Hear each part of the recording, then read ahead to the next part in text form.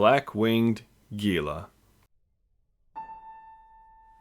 Gila Penrose was born in Browning, Penzerd, a northern town just under the wintry territory of Gredge.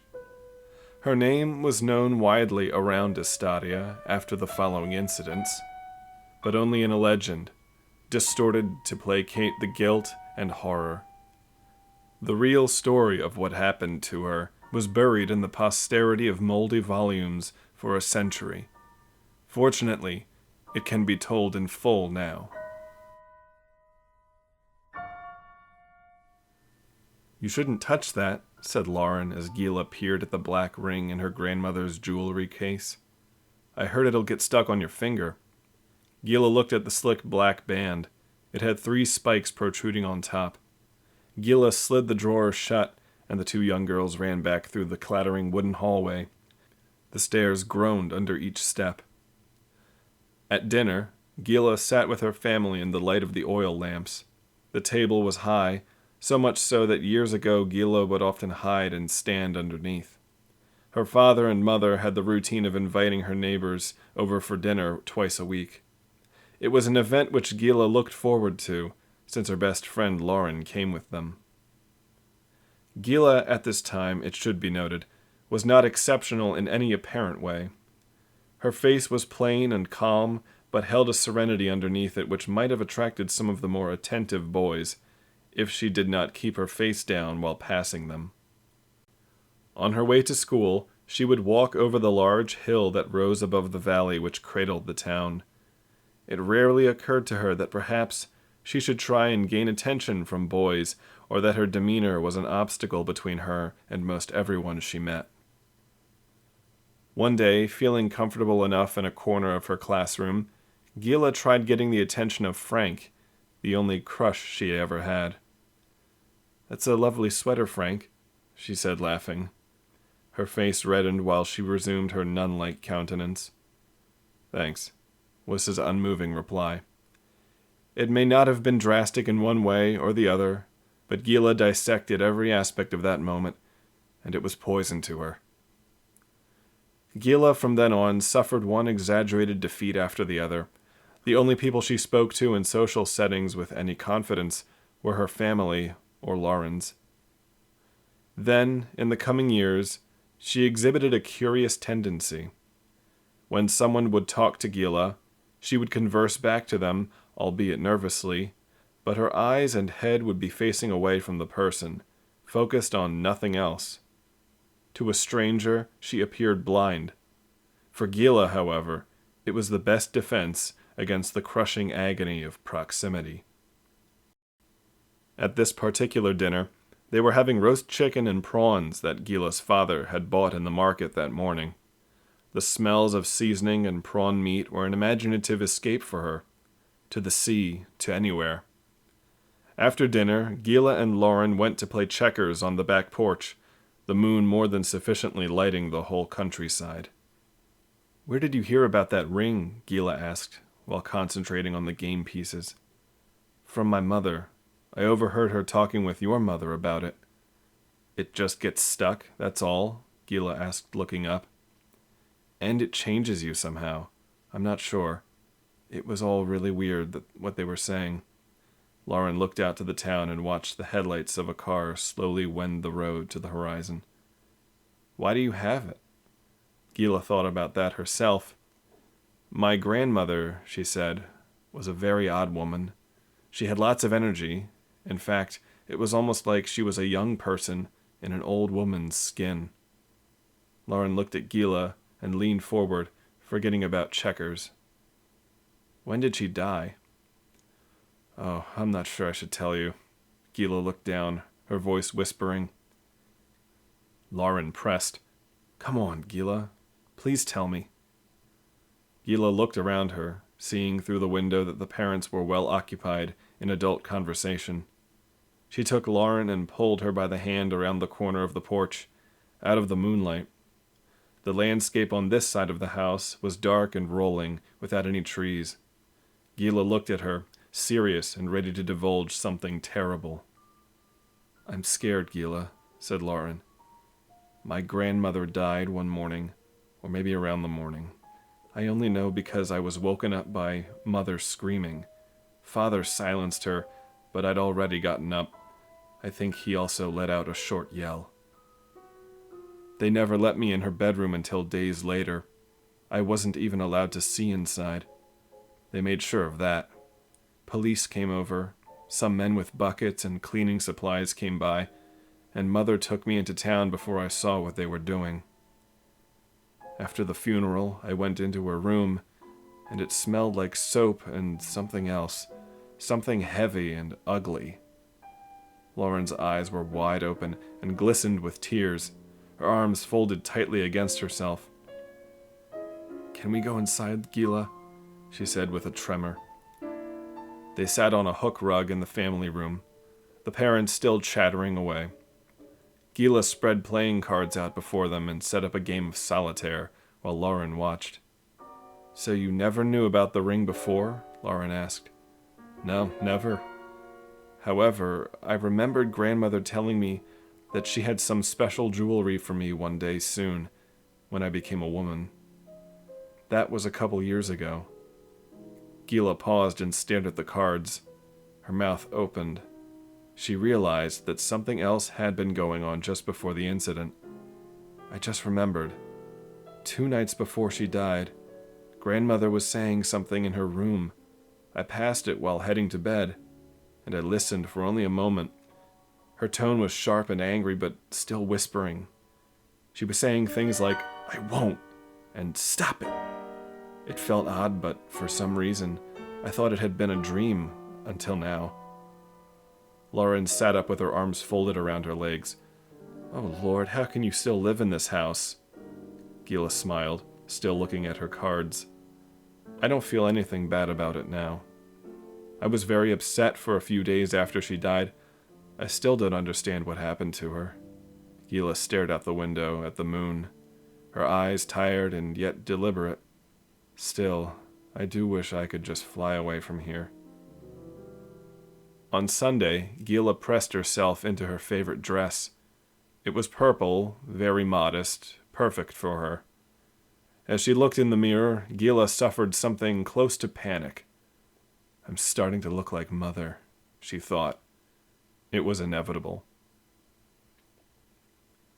She nodded off during church, sitting in the sun near the back. While she was half dreaming, the pastor's sermon faded in and out, as if someone were covering and uncovering her ears. Then, suddenly, a voice came right through the church door and spoke in her ear. Gila jerked awake, turned around, and saw only confused elders. What she heard she couldn't remember now. Her mother put her arm around Gila, who was trying to focus on Pastor Horace's sermon. "Do not give them any foothold," he said, "and that includes the belittling and dulling of the sharpness of their claws." "What's he talking about?" Gila whispered to her mother. "Ephesians 6, she whispered back. Gila was alert for the rest of the service. In the next few years, Gila turned into an enviable young woman. Her figure had grown curved, yet not overly plump, due to Gila's aversion to sweets. She worked at a general store selling fabrics and toiletries. Men passed by her department with not a slight bit of interest in lace, silk, or bath soaps. They eyed her, but she never eyed them. It took a few months before she would give her customers total eye contact, but the flirtatious gentlemen were never afforded that. On an October night, Gila closed shop and walked home. A mist had reclined onto the streets. She was soon stalked by scraping footsteps. Around the dimly lit street corner were a couple men staring at her. Some women, too, slouched against a new car. As Gila picked up her feet, so too did the footsteps behind her. The whole town was submerged in an orange viscosity. The brick walls were a maze. She knew this town as well as those behind her did, and so Gila hailed a cab. As she opened the door, she felt an offensively warm hand grab her arm. The hand, attached to her now, descended into the cab with Gila. She looked out the window, thinking she should get out now, find a policeman, but she was frozen.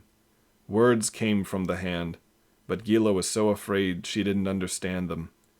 Once the cab reached her house, Gila opened the door, scratched at the hand, and ran for the porch, screaming. Her father was there immediately as she spun inside and darted upstairs. From her room, she heard muffled arguing. For one horrible moment, Gila thought the hand was still attached to her. The clenching sensation wreathed her arm. With her head buried in the pillows, Gila cried silently. "Gila, you forgot your bag," said her father at the door. The ring did not enter her mind for 7 years.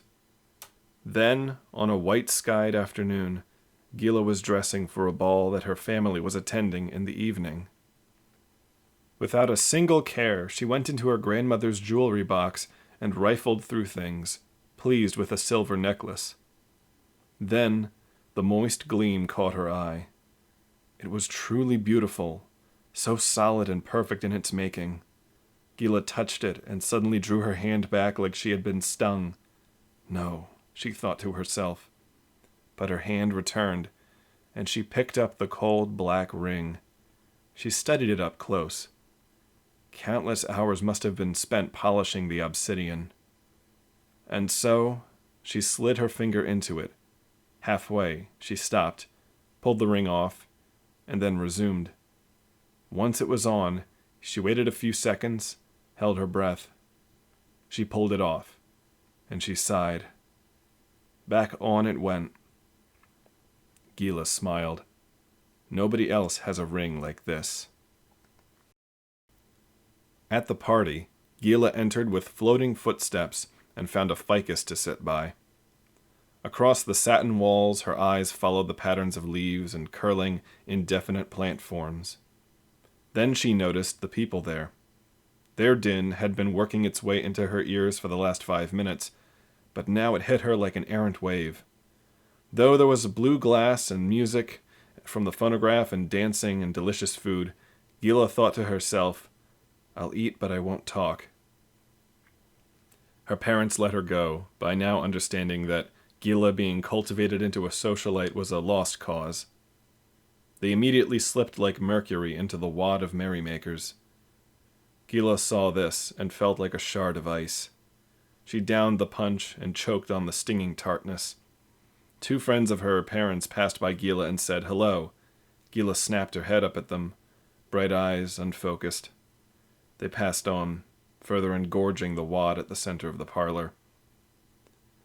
There were some young people her age on the other side of the room, a seemingly impassable gulf. Gila walked away, into the next room. It was dark, cool, with the smell of books and leather. Through the window she could see the whole town, the 2 hills on either side of the valley curved up like the mouth of a pitcher plant. Her back itched. Prickly spots of irritation sprang up on her back like pores opening. Gila strained to itch, but her dress halted her arms from reaching the exact spot. Against all efforts, her hands were repelled from the internal itching that had now ignited to a burning. Huffing, she looked around her for any sign of a bathroom. She ran down a hallway and found a large mirror. The itch became so intense that Gila flung herself against the wall and scraped her back up and down against it until the gnawing sensation had been extinguished. With one long inhalation, Gila sank to the floor with a deflating exhalation. Down there, in some dark innards of the house, she couldn't hear the party. She waited in peace for a moment or 2 before trying to return to the party and have another go. Gila thought she heard revelers and so rounded a corner. She saw only darkness. She turned back and saw her route. It was familiar.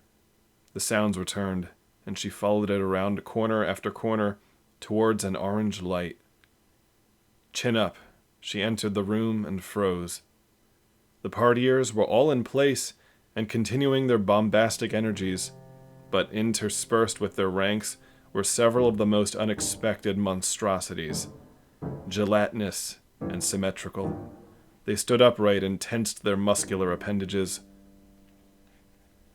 Without any thought, Gila slid against the wall, around it, and back into the shadows. She tried to get her mind into any analogous form and explanation. The thought of those things projected itself into the long, dark hallway she faced. To her right was a doorway, ajar. Bathroom tiles. She leapt into it, spun, and locked the door. Raising every lamp in the room, she looked at herself in the mirror. I look like death, she thought. Her eyes had tenebrous rungs beneath them. Her hair had fallen over her back. She saw in her reflection the ring, and all the memories of her grandmother hurried back like a storm of birds. Without a thought, she grabbed the band and pulled. Growling, she pulled harder. Worried about breaking her finger, she stopped and turned the faucet on. While washing her hand, she tried to turn the ring around. She inspected it and found that it was adhered closely to the skin. Coldness rose through her. Then the itching returned, with livid ruthlessness. Gila pulled at the back of her dress, sloppily undid the buttons and laces that held it closed. In a minute, she frantically tugged at the dress and shed it like a skin. She pried her arm out of a sleeve and vigorously scratched. Now, down to a white chemise, Gila was almost relieved, but onward came the irritation once more. Deeper than skin this time, Gila raised her head slightly and splashed cold water down her back. It worsened the burning. She fell against the tub, gripped the lip of it, and heaved one breath after another. Then she gasped, lungs tied up with pain.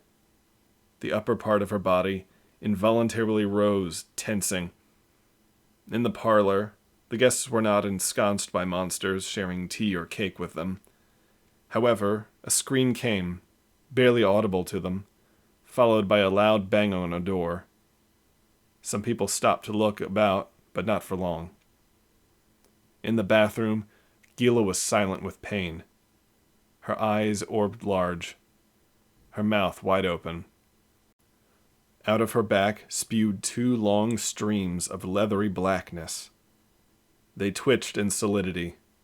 Gila let out a breath a little bit at a time. Her posture gradually sank. Bottles and soap dishes had been knocked to the floor and smashed. The door itself was gashed by the pointed ends of 2 massive black wings. The partiers were unchanged since Gila had left them. One of the pickle-faced women screamed and dropped to the ground. The rest of the lot turned and saw Gila. She was standing in her white chemise, tied at the waist with a gold drapery sash she'd found. Gila stared at them all in the eyes. The wings were half furled in, and on her face escaped a smile that surprised even Gila.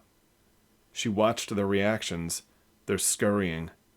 Her parents approached, then stopped short of her. Gila soaked in the commotion that she had created, and a sickly contentment filled her heart. She looked them all in their eyes, one after the other.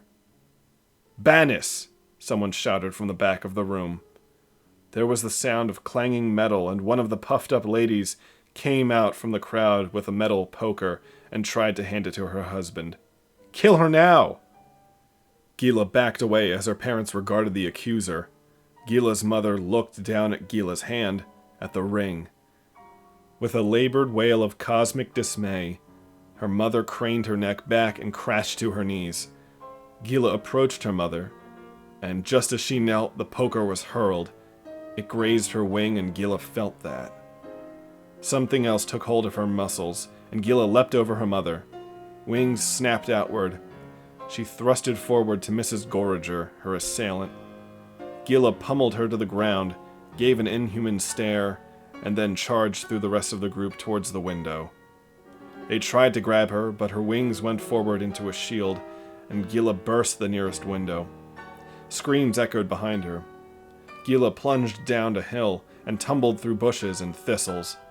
The moonlight was brighter than it had ever been. Blood had somehow spattered her gown. She ran and ran through a maze of bushes, farther than she'd ever gone. Gila heaved one breath after the other. Each one released an anguished grunt. Without her noticing, the wings began a massive and heavy flapping. Gila sprang up from the earth and was propelled over the night realm. She clasped her hands over her face and chafed her voice with a new scream that went out over the countryside. Dogs bayed long and woefully in response. Gila tried ripping the ring off, but stopped, fearing that the wings would vanish and plummet her to the far distant ground. Even so, she finally tried in despair and anger to gnaw it off, but not even her finger would budge.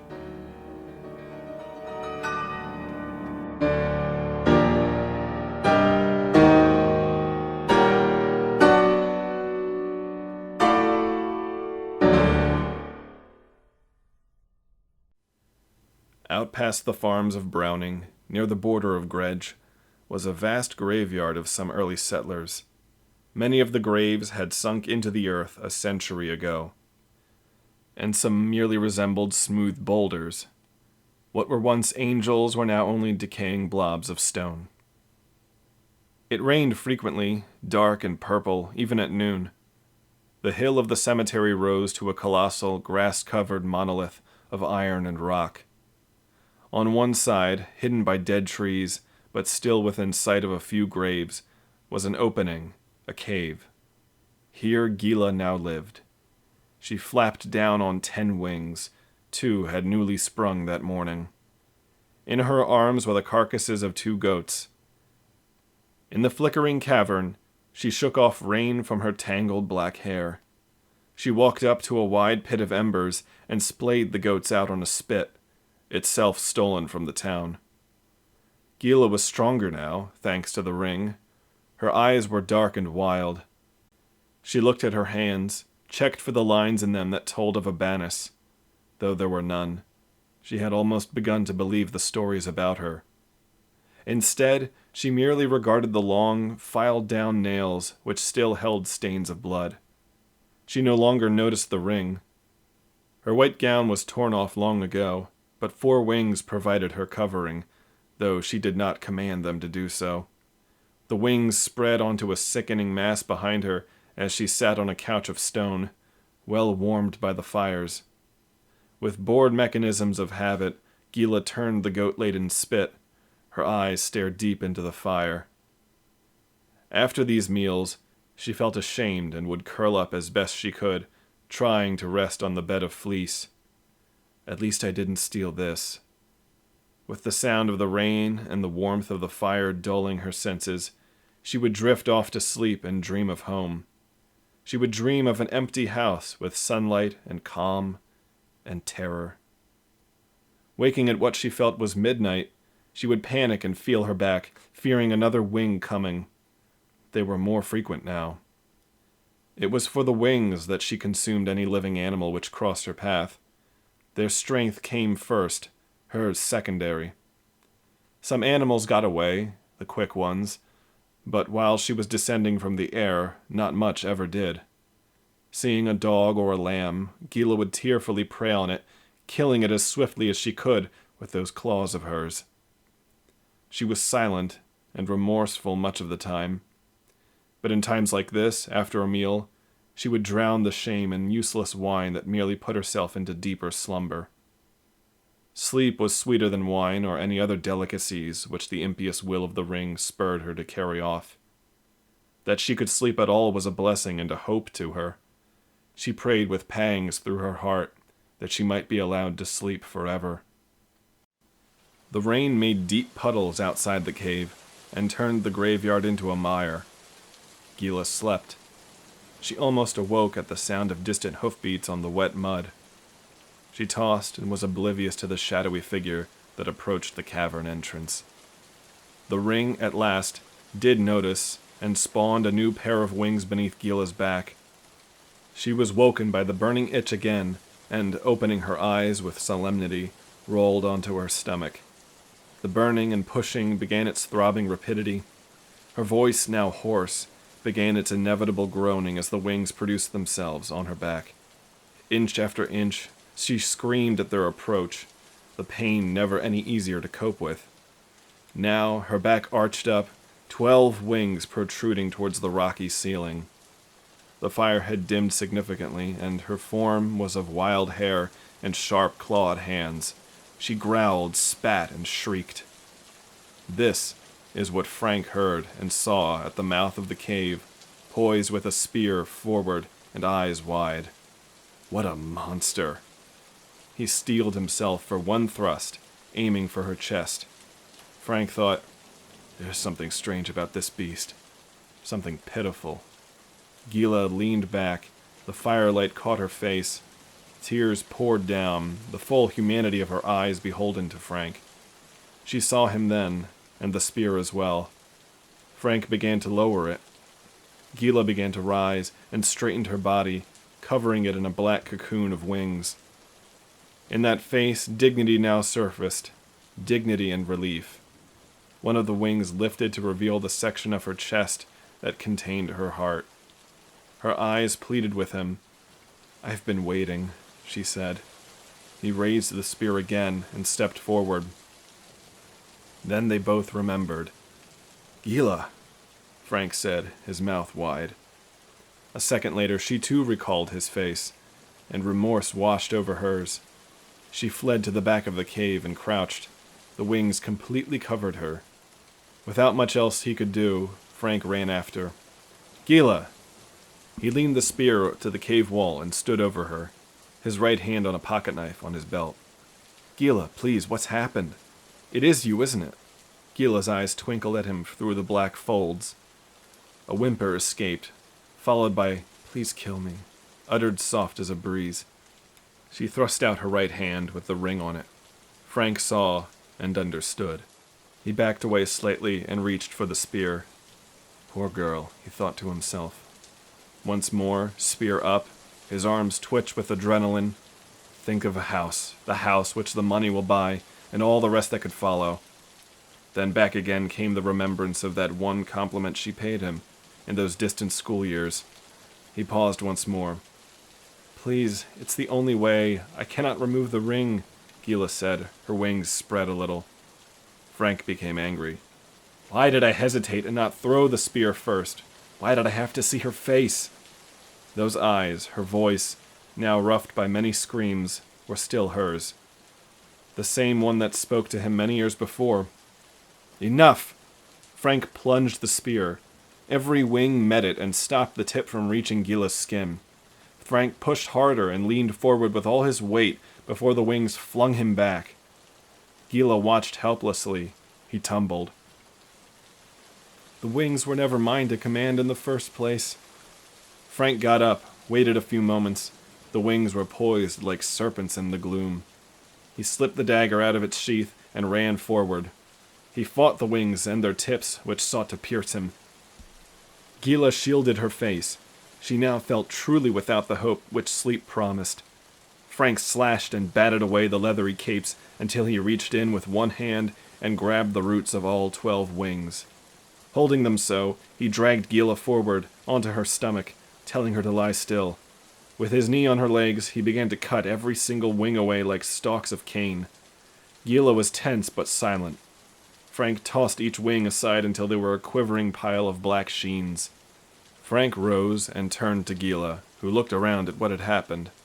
Frank pulled the blanket over to Gila, and she finished wrapping herself in it. They looked at one another, closely this time. Both caught their breaths. She looked at her ring and felt that she could pull it off. Ever so gently she touched it, and the black ring crumbled into dust. Gila gasped, and her face beamed with such joy and surprise that it was contagious to Frank. Immediately she bowed her head in suppliant quiet, hands folded in front. He watched her, lit by the fire. Finally her face rose, and the tears were beautiful instead of pitiful, as was her smile. "Thank you, Frank," came a voice from the depths of her heart. She leapt forward and gave a near spine-breaking hug. Frank thought to himself, this girl needs a good bath. But in his own heart he was surprised at the joy he felt in helping Gila. "Come on," he said. "We'll get you cleaned up." Frank brought in macabra from the rain, and Gila met the horse with delight. She petted and rubbed his muzzle, enjoyment of God's creatures supplanting the dark urge to slay them. Frank first trimmed her fingernails, clipping them down. He cleaned the blood off her fingers and her back. Finally, he cut Gila's hair down to a reasonable length, but she protested before he had cut too much. With a brush meant for macabre, Gila sat on the stone couch and haphazardly combed out the knots in her hair. Frank seemed more embarrassed to watch this than anything else, as Gila winced and growled at every snag. In a few minutes, he found it amusing. When they were ready to leave the cave behind, the 2 roasted goats were left on the spit. "We should tell the owners where those are now," said Gila. Fastening a belt round the sheepskin blanket, Gila wore it as a coat and climbed aboard Macabre with Frank, who strapped the wings to the horse's side. Gila eyed them with a shudder. The rain had subsided for now, and she sighed in exultation at the luminous sky. The damp air coursed over her face and through her hair. Down they rode, through the countryside and into the town. They first stopped at the mayor's mansion. Gila waited on Macabre as Frank delivered the wings and assured Mayor Giotti that his Bannis was gone for good. As he received the generous parcel of money, Frank tossed the dark trophies on the floor. "Hang those in your parlor." At her home, Gila was received by her parents with strange and frightening reticence. After a few hours there, Gila found comforting her mother and father difficult. Frank hung around until Gila walked outside and closed the door behind her. The 2 of them rode into town. In their first month, after the cupboard wedding, Gila couldn't bear to sleep in a bed, but she felt at home with Macabre in the stable. Frank would bring her cuts of meat, and they would talk by the lamps at night. The revelers in the bar next door were paid little notice by him. Though her nightmares would fade, the livid scars on Gila's back never did, and they stung at the touch of water whenever she bathed. "It feels right," Frank mused, "that my quarry should make such a wonderful companion." In fact, Frank and Gila began to go hunting together, and he taught her the proper manner to do so. Then it became clear the townsfolk could not tolerate the sight of her, no matter what story was told them. And so, with Frank's new earned wealth, he provided Gila with a ring of true merit, and they both came to raise a family in a quiet house somewhere in the heart of Urso.